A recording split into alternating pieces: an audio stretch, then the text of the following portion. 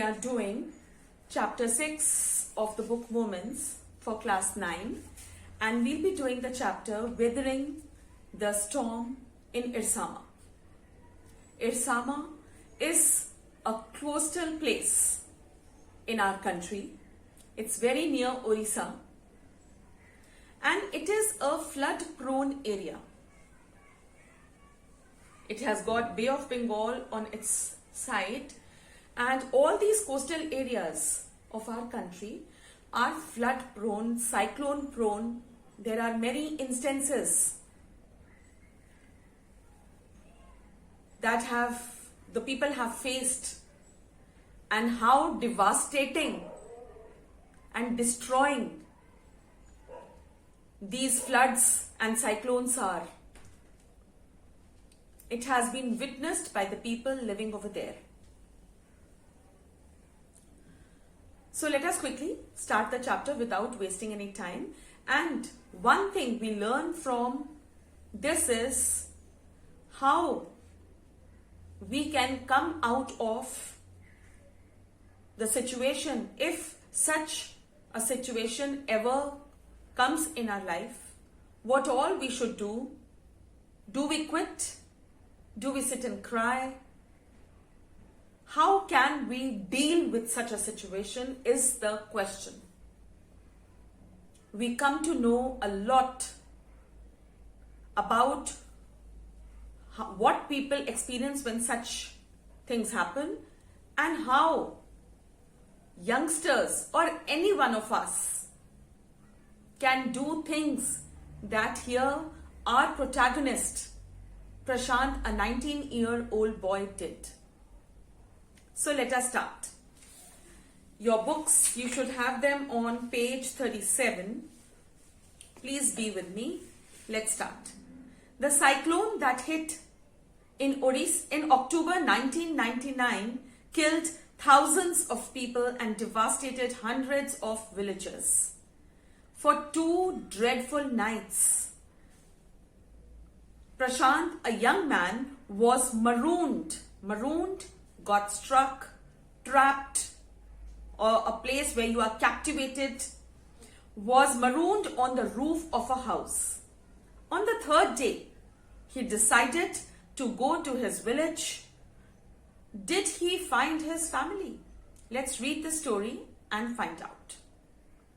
On 27th of October 1999, 7 years after his mother's death, Prashant had gone to the block headquarters of Irsama, a small town in coastal Orissa, some 18 kilometers from his village. Right? So, Irsama was 18 kilometers from Prashant's village. After 7 years of his mother's death, he had resolved courage, he had gathered courage to move out and go and spend some time with a friend of his. Death or loss of any close one, and especially the mother, is very grieving. It's very sad. So after 7 years, he had gathered courage and he had gone to his friend's house. In the evening, a dark and menacing, what is menacing? It is harmful, storm quickly gathered. Winds beat against the houses with a speed and fury that Prashant had never witnessed before. Heavy, incessant, continuous rain filled the darkness. Ancient trees were uprooted and crashed to the earth. It was so destroying. Everything was so threatening, so dangerous. Things were just, these ancient trees have got deep roots inside.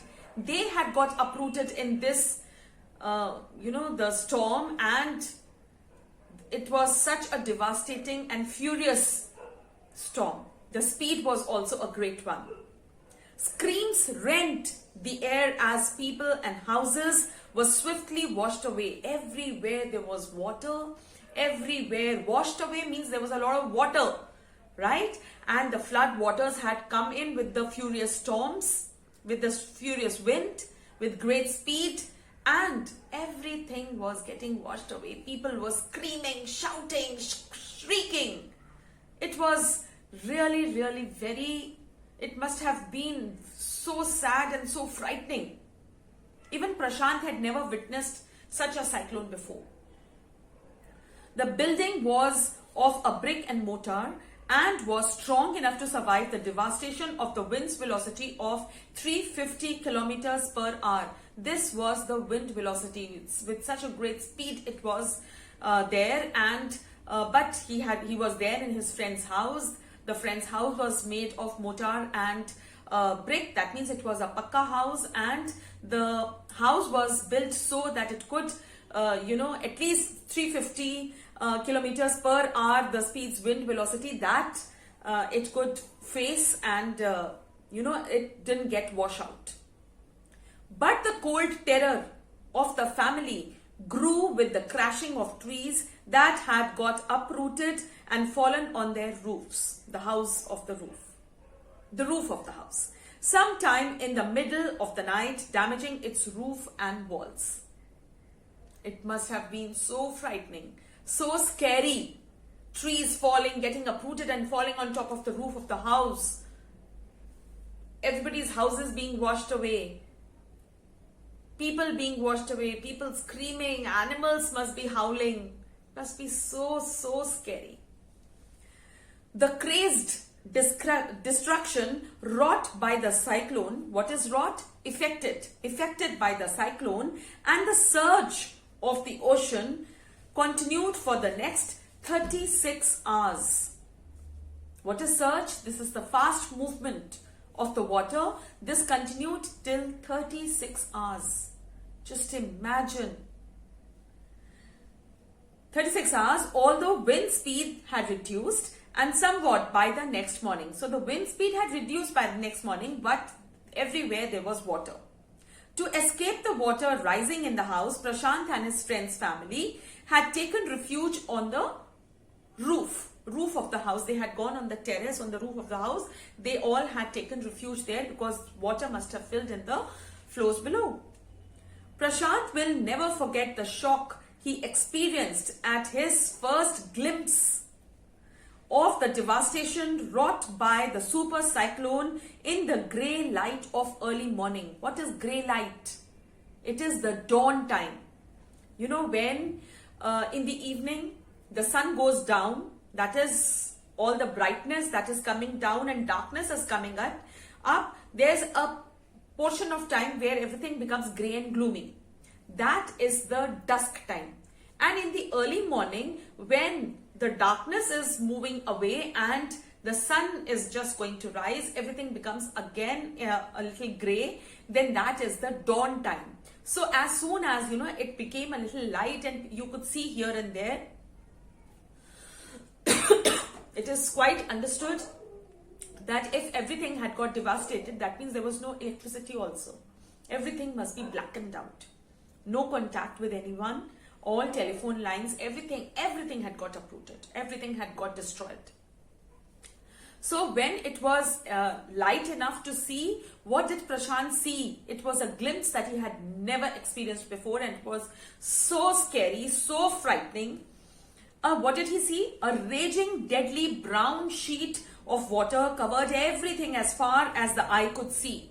Everywhere there was brown water, all full of mud, and just see, only fractured cement houses. What is fractured? Broken cement houses still stood in few places.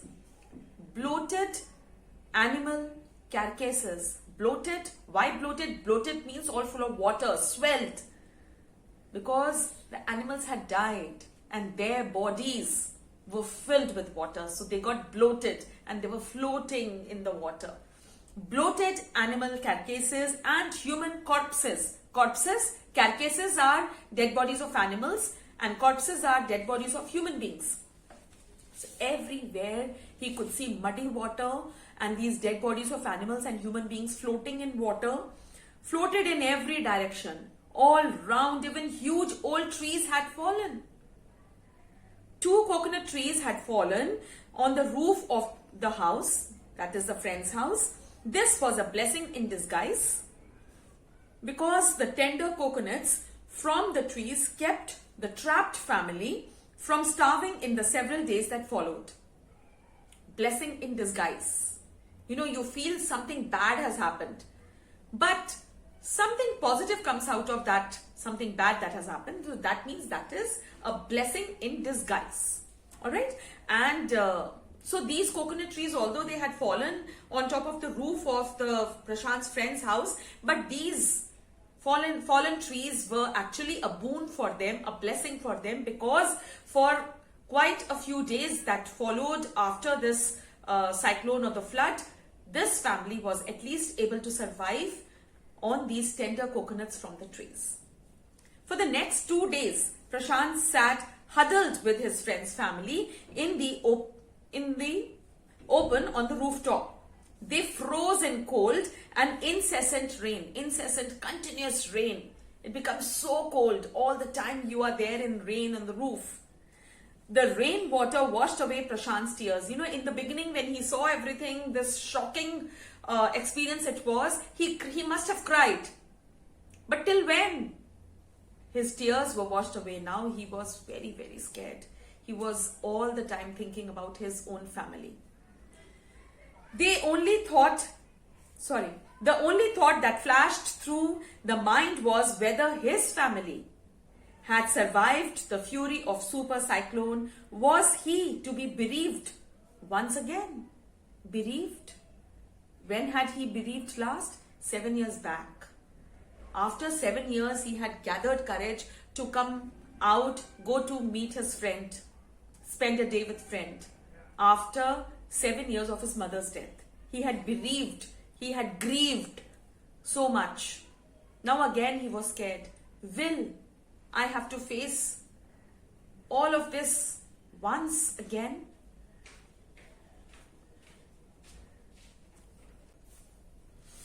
Alright. 2 days later, which seemed to Prashant like 2 years, the rain ceased and the rainwater slowly began to recede. So after 2 days, everything began to recede. That means the water must have started going back to the sea or the ocean, or soil must be soaking it, and everything started becoming a little better. But the situation was still dangerous. It is not that the storm has gone and it has gone. It can come back again. So everything was still dangerous. And his friend's family pleaded with Prashant to stay back a little while longer. So now, Prashant must be ready. He must be wanting to go back and see whether his family was alive or not. But all the members of the family of Prashant's friend's house, they started pleading, requesting him, begging him not to go because it was still dangerous. But Prashant knew he had to go. He equipped himself with a long, sturdy is strong, stick, and then started on his 18-kilometer expedition. In the beginning when he had come, it was 18-kilometer distance. But now when he has to go face so many things, it was just like an adventure, a mysterious adventure. You don't know what you will go through. So it becomes an expedition. Alright. Back to his village through the swollen flood waters. It was a journey he would never forget. He constantly had to use his stick to locate the road. Now, what was the use of that sturdy stick? Because he wanted to locate the road. Everywhere there was a lot of water. He couldn't see anything. The roads were not visible. He had to locate them by the help of the stick to determine where the water was most shallow, and also to see where the water was shallower so that he could go through the shallow part of the place. At places, it was waist deep. Waist is this part. So the water was still here, and there were places, and the progress was slow. Progress of receding the water. The water's moving back. The progress was slow. At several points, he lost the road and had to swim. He even swam half the way. Just imagine.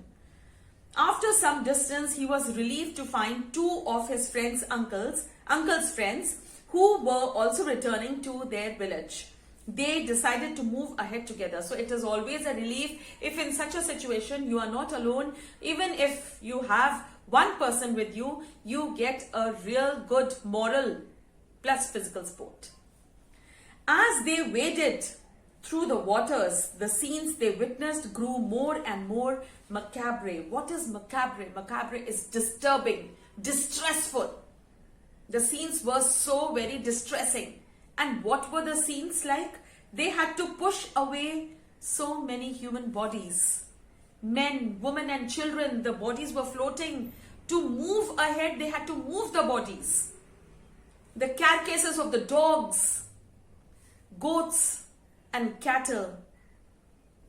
That current swept against them as they moved ahead. Now they were moving in this direction, and because of the current, the water current was flowing in this direction, so the dead bodies were moving towards them. They had to move these dead bodies. It must have been so distressing. Prashant now wept.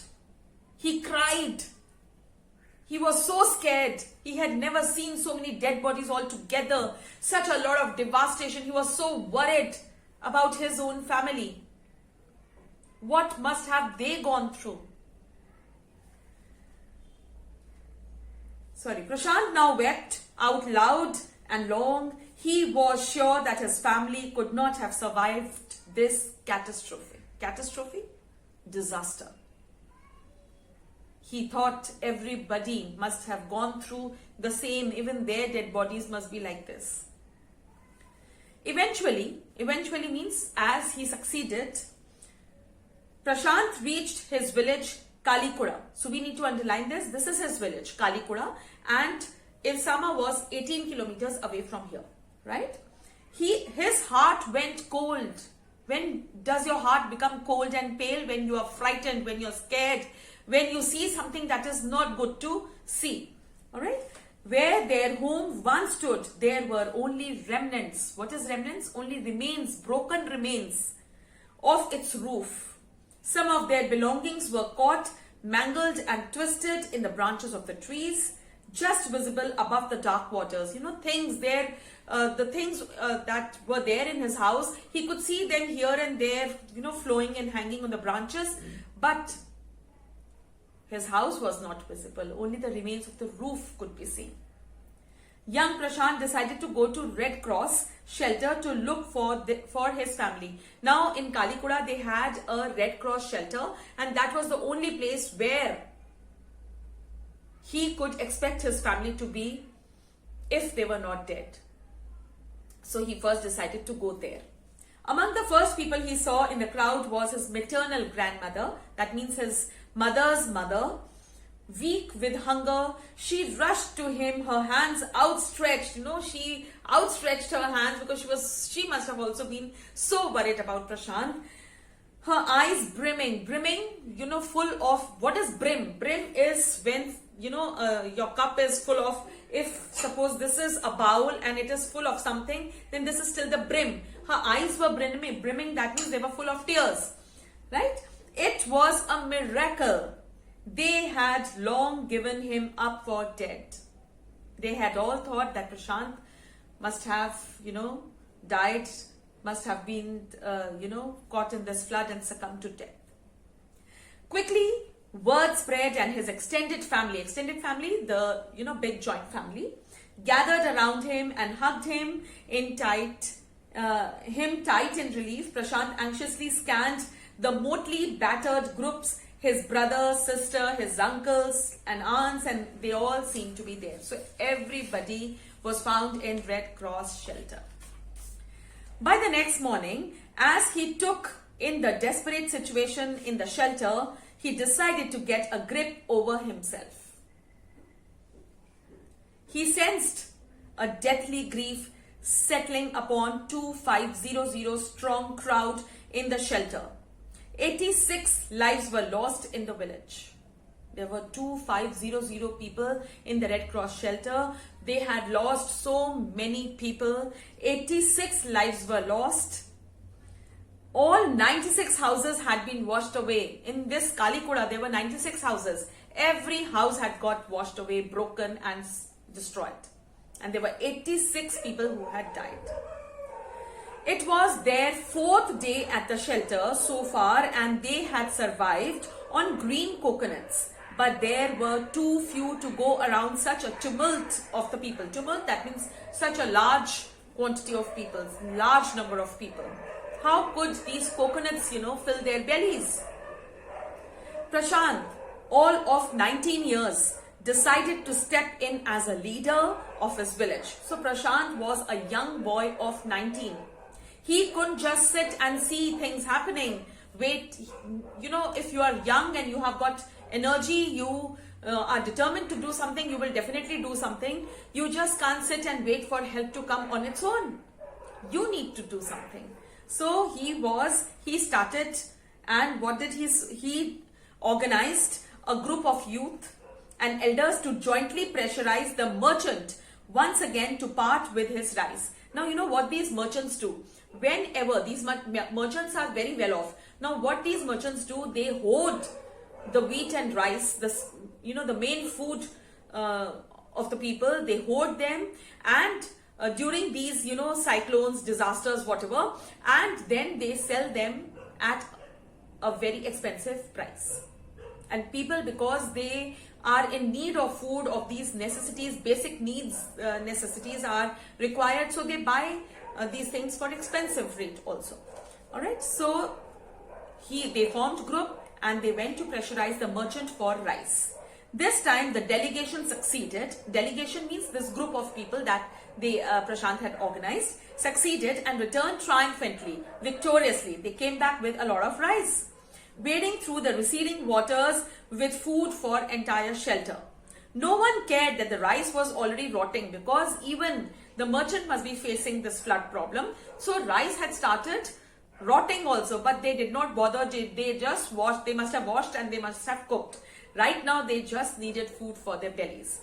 Branches from fallen trees were gathered to light a reluctant and slow fire. Why reluctant? Because all the branches must be wet with water. So they gathered and they tried to burn these branches of wood and cook food. For the first time in 4 days, the survivors of the cyclone shelter were able to fill their bellies. So this was the first, after 4 days they ate food. So this was the first thing that Prashant did for this 2,500 group of people with whom he was now in the Red Cross. This was the first thing, so you can number it 1. The next thing that he did was, his next task was to organize a team of youth volunteers to clean the shelter of filth and urine, vomit and floating carcasses, and to tend to the wounds and fractures of so many who had been injured. Now, during these disasters, trees must have fallen, the walls must have fallen, roofs must have fallen, people got hurt. They must have hurt themselves, they must be injured. And now it was time to cater to their wounds, so that they might not, if you don't cater to them, you don't treat them, then the infection might spread, the wound might spread an infection. They can start, decomposing and decaying that area. And the fractured people, they also needed help. So now the next mission was to clean the whole area, to clean the filth. The gutters, they get filled with water, everything comes out. Even these people, they must not be having any toilets and all. So everywhere there must be a lot of filth. So they had to clean that, so that this disaster may not change into an epidemic or a pandemic. Right? So next thing was to take care of the cleaning part and of the people who were injured and fractured. Next, on the 5th day, so this was of the 4th day, mission was of food and cleaning.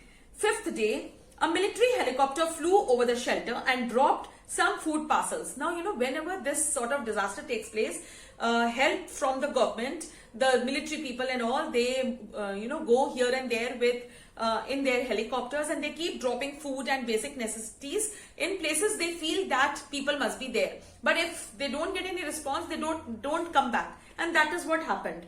It then did not return, because these helicopter people just dropped, at different places. They didn't know whether people actually were there or not, whether people were alive or not, how many people were there, how do you come to know? So now the youth task force gathered empty utensils from the shelter. Now what Prashant and his, this group had planned, because now if you want to tell people that we are here, there are many people here, and you want to show them that you require a lot of things for a lot of good number of people, then you need to, tell them somehow. Helicopters can't come down in such a weather. There's no landing place. They just drop. So how do you tell them? So what did he do? He brought out, all of them. They brought out utensils, empty utensils.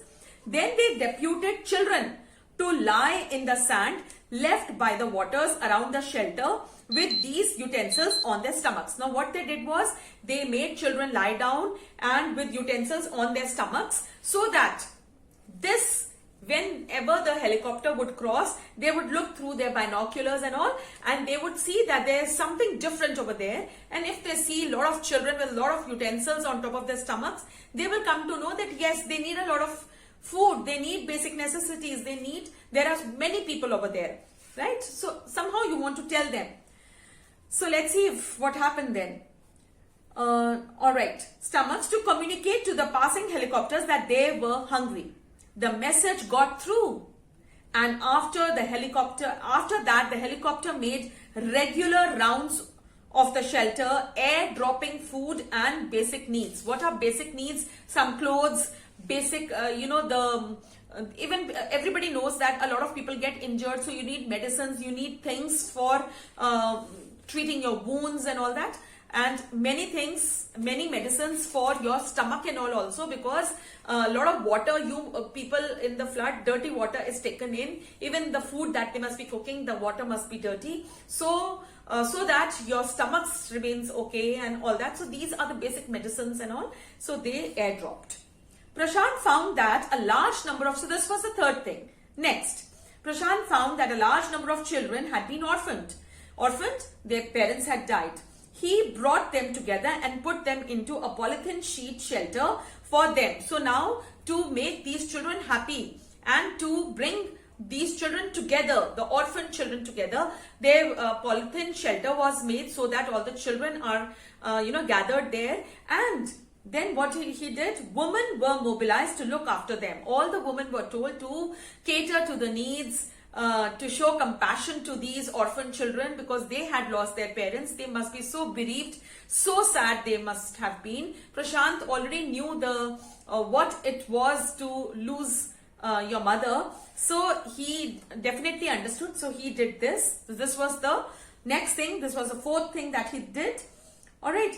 While the men secured food and materials for the shelter. So the men were, doing things for getting food and all for the shelter people, and women were told to take care of the orphan children. As the weeks passed, many weeks passed, and when the whole village, Kalikuda village, all the houses had been destroyed, it is not a 1 day, 10 days job to, again build houses. It takes time. So now many weeks had passed. Prashant was quick to recognize that women and children were sinking deeper and deeper in their grief. There were so many women who had lost their children, who had lost their husbands, their parents, near and dear ones. There were children who had lost their parents. So they were, going deep. They were very, very bereaved, and they were slacking low because of this devastating thing that had happened. So now, to bring them out, you need to motivate people. They just can't quit, right? We have got to see through when we come through problems. He persuaded the woman to start working in the Food for Work program. Food for work. You don't get money, you get food. And right now they did not need money. They needed food. They needed the basic things. So he persuaded, motivated, encouraged the woman to go and work in the program started by an NGO. So there are many NGOs who usually come as NGOs are, social workers. They come and work during this time. It is, these NGO people work a lot. So these NGOs had Food for Work program, and they, little work they tell you to do, and then they give you food. And for the children, he organized sports events. And small children who were orphaned or were very sad at the loss of their near and dear ones, they needed to be motivated. They needed to be distracted, They needed to come out from this situation. So he organized sports events. Let us see. He himself loved to play cricket. And so he organized cricket matches for children. Prashant engaged with other volunteers in helping the widows and children to pick up the broken pieces of their lives. So now he organized cricket matches, and just imagine if these small children, they were made to play cricket, they must have really it must have helped them come out of this. Distraction must be there, and again they would wait for the next day's match, and they come together, they plan, they make strategies how to win. So this was something good that he did. Now they were volunteers, these young people, the group that Prashant had formed. Everybody were now trying to help these women and children to come out of their grief. The initial government plan was to set up institutions for orphans and widows. Now the government also, when everything became okay, the government came and they started giving suggestions that for the orphans, they would have an orphanage. For the widows, they would open a separate house. So this was what the government wanted.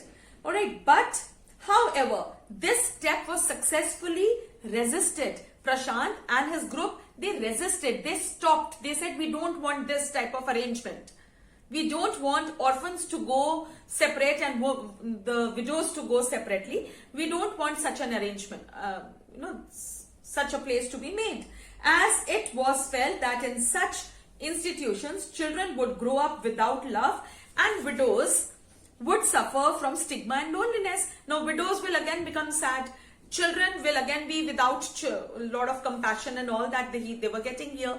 So they wanted an arrangement where everybody could be brought together. The widows would take care of the children would make them happy, they would laugh, they would play, and this way it would become easier to survive. Prashant's group believed orphans should be resettled in their own community itself, possibly in new foster families. Either, children could be adopted by families made up of childless widows, or the widows could adopt. So the widow would get a child and the child would get a mother. Alright, to someone to look after.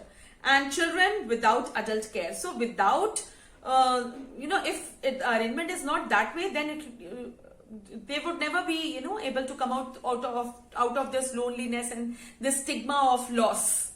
So this type of arrangement was thought about by Prashant and his group. It is 6 months. Now this was the past. Now they say it is 6 months after the devastation of the super cyclone. This time Prashant's wounded spirits has healed simply because he had no time to bother about his own pain. Yes, the loss of mother. Prashant had lost his mother. Loss of mother can never be healed. It always remains. I am a witness to this. Alright. So Prashant, although used to miss his mother, the loss can never be, forgotten. But yes, he had such a lot of work to do for Kalikuda and its members, the people of his village, that he had no time to sit and grieve. He started helping everybody. That gave him solace, made him happy.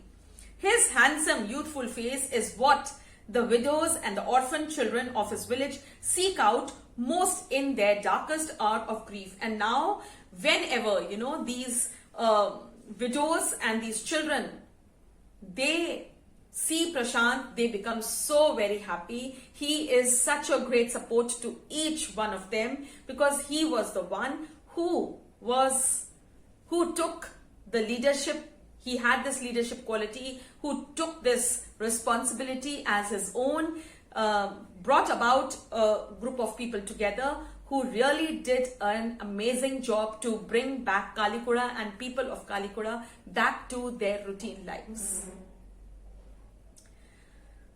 Isn't it wonderful? We too need to be prepared for any type of such disasters, we need to know what things can be done. We need to equip our minds. We need to know the strategies of the steps to be taken after such a disaster for people who have survived but have lost so many people, have lost everything, whose houses have got destroyed. We need to learn from Prashant and always do and act as he did. If we can, we should. This episode was by Harsh Mandal. Alright? Anybody goes through any problem, you can put it in the comment section. Do like, share, subscribe, and give good comments. See you. Bye.